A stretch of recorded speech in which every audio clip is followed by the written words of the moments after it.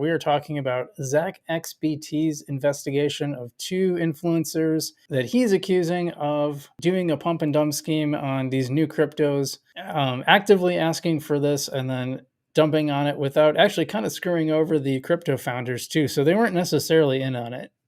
Very interesting breakdown. Let's just dive into it. And by the way, this is why I am very careful about who I select.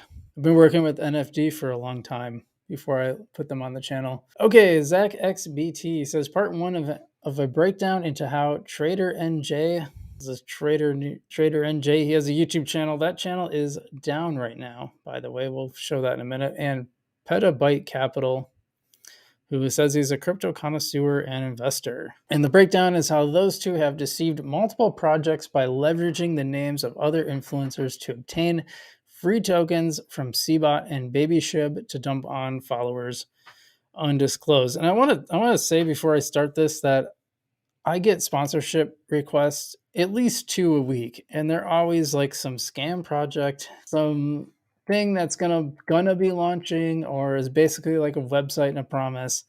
I'm just not interested in any of it. Like, I want to know. I've had ones too that are a little more legit that I've actually taken calls for, but at the end of the day, it's like I just don't see what they bring to the table, and I haven't been comfortable with it. So the 2 that I am currently sponsoring the channel, I am comfortable with.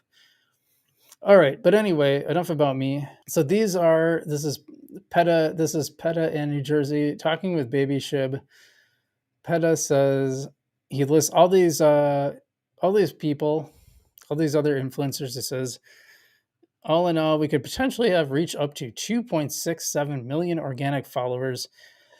And many of these guys are our personal friends in real life, can ensure that they'd be willing to get on board on our say-so. That's a pretty big, if you probably should never talk about someone else's willingness to do something as something that you're able to ensure, because people are people and you never know what they're going to say. You might think you do, but you never know. So that would be red flag number 1 to me. These are the best value names in terms of people that have altcoin targeted or mainstream related audiences. For this kind of deal, it would be roughly 5 to 6% of supply for what it's worth. Unless you're willing to bring the list of names down, it's typically 0.5 to 1% each is roughly industry standard. Well, I don't know about that. That's never been any of my deals. I just take money in US dollars or the crypto equivalent. Actually, usually Algorand or USDC Algorand. I'll take it in my wallet. So I don't know. I don't know about that. And then companion bot Cbot said, hey, did you pay some influencers some tokens? This is companion bot, I believe, to Shib, the Babyshib. He says, did you pay some influencers some tokens that ended up dumping? It looks like Trader NJ and others dumped on everyone. He says, yeah, we sent 8% supply total to NJ, Pete, SC, and others. And yep, they did dump most of the supply. Almost all, like 1 to 2% is left. Whoops. That's not good. Recently, this audio clip of Trader NJ surfaced asking for a percentage of Cbot token supply to shill with PETA, and others saying that they will make tweets saying a project is the next 10x to 20x. There's another thing you just don't hear from me. Properly in. So hold on. So now it's time to get the rest of the team onboarded. All right. Now, what we're going to need to do is I'm going to need an additional 2%, okay? We're going to get PETA properly in, and we're going to try and onboard SC and XO today, all right? Now, I'm not going to be able to get SC and XO to tweet now. They won't be able to. Maybe at 2 million market cap or something, we can say, look, we picked up a bag of this. This could be the next sort of 10, 20x. Do you know what I mean? But until then, let's get them onboarded. We're going to see if we can onboard Wizard as well. That's going to cost a little bit as well. I know you mentioned that you only have 1.5% of the supply, but would you be able to acquire more? So that's interesting. Example 1, Babyshib. In Telegram messages provided by the Babyshib team, it shows a conversation with PETA NJ discussing marketing for 3.5% of the supply.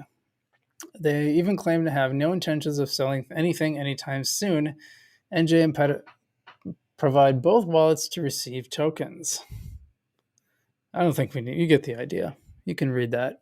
On August 25th, PETA and NJ began receiving Babyshib as compensation and began heavily shilling on Twitter. Shortly on August 30th, they began unloading all the tokens, selling $115,000 worth over the next few days, even though it is a low cap, which is not what they said. Remember, they said they were going to get it to a big cap before they sell. They did not do that. They currently do not appear to hold Babyshib. What happened to not selling anytime soon? Yeah, it's just horrible, isn't it? PETA claims, I don't do paid promotion and never have. Yet these Telegram messages and Babyshib received as compensation says otherwise. PETA says there's nothing to disclose if I bought my bags on the open market. But that's not what the deal was. I don't do paid promotion and never has. PETA is a real success story, believe it or not. In this message received from the Babyshib team, they outlined how NJ and PETA had not followed the original deal, as they did not onboard SZ or XO to market the project, did not make YouTube videos, and we can't check that because the YouTube channel is down, and sold almost immediately after. So they basically said that they were going to do all this marketing for Babyshib and for Cbot. Instead, they just took the money, made a couple tweets, saw it pump up, sold, took the profit, and so far lived happily ever after, but who knows? There's Babyshib. And then now example C2 is Cbot. And by the way, these are all coins you probably shouldn't be messing with because generally speaking, just like Pepe, you are exit liquidity. Anyway, Cbot, in a recent post by the Cbot dev, they revealed there was a similar deal to Babyshib where NJ PETA asked for a percentage of the supply and promised to onboard influencers as well. Sound familiar? PETA eventually left the chat and NJ supposedly deleted the message history. I reached out to Icarus, who then provided me with 5 wallet addresses the Cbot team had sent tokens to, similar to before. Majority of tokens were dumped within 1 to 2 weeks afterwards. Nowhere in their shield tweets did either Trader NJ or Petabyte disclose they were compensated with a percentage of the token supply to promote it. And this is the same accusations that BitBoy Crypto faced. I know when DZ was on the channel, he said that he thought that was incorrect, but the evidence I thought was pretty solid at the time that BitBoy had. I guess he's not BitBoy anymore, and we'll talk about that in a second, but yeah, they did not disclose it, that they didn't even say that they had a deal with him at all. What is NJ's next pick, says Trader NJ. The thread below will discuss the next altcoin I think has the potential to run to 100 million market cap. Let's just pull this up. Info below. I've been accumulating a position in Cbot. Could be a good runner up after some of the recent runs on Telegram bot coins. The revenue sharing narrative is still running hot with no signs of slowing down. Great thread, worth a read. By the way, this is Petabyte talking about Trader NJ. And by the way, they were all working with Cbot on a deal to promote it and received Cbot. They're acting like they just came across this. This is extremely dishonest. I mean, really, really dishonest. I just don't get it. Why do people keep falling for this? Thing is, Cbot has officially migrated from being a micro cap to a low cap, and it's on a journey being a mid cap. We're just getting started. Now we're talking, and by now we're talking means I'm about to dump. Cbot, interesting project, sir. Cbot, looking like a great play. Always a great play for you guys. It's clear their strategy here is deceptive, here as they act like they were not compensated by the projects. Yes, act like they bought into the projects themselves. They did not. Use other influencers' name to get a percentage of the supply. Like, it appears that these other guys never actually got any of that supply, although that's not super clear from the evidence, but it does seem to be that they're the ones who ended up getting it. So actually, I guess I see. Now he does have a part 2 that includes Trader, SZ, and XO and their involvement. But the important thing, here's the sources. Here's the wallets. He does have part 2. If you guys want to read part 2, I recommend looking into it. It's very interesting about how that influence works. These dancing stars are ready to turn it up. Tyson Beckford. Allison Hannigan. So I think it's really kind of important to share, like, when I first got into YouTube, I actually came as a personal finance YouTuber, and I found that when I talked about my crypto stuff, people were far more interested in. So I just sort of transitioned into talking exclusively about crypto, but I still take a personal finance mindset and a journalist mindset, which means I'm always skeptical. I always come to things with a skeptical point of view. Now, that doesn't mean cynical. The people that just say skip crypto is all scams, that's cynical. That's like I can't even conceive of the idea of there being any value here. I am uninterested in nuance, and I just think everything is bad.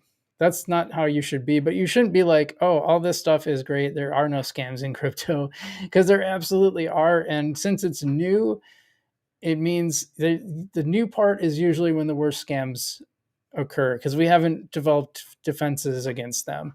So when I started my channel, I wanted to make it as transparent as possible, and I wanted it to be a source where you got real information. Now, it doesn't mean I'm going to be perfect and always get it right, but I always want to be transparent and honest. And my goal was to tell you the good, the bad, and the ugly of this stuff. I never wanted this to be a channel where I'm just like, hey, this is the greatest thing in the world, because that frustrated me personally.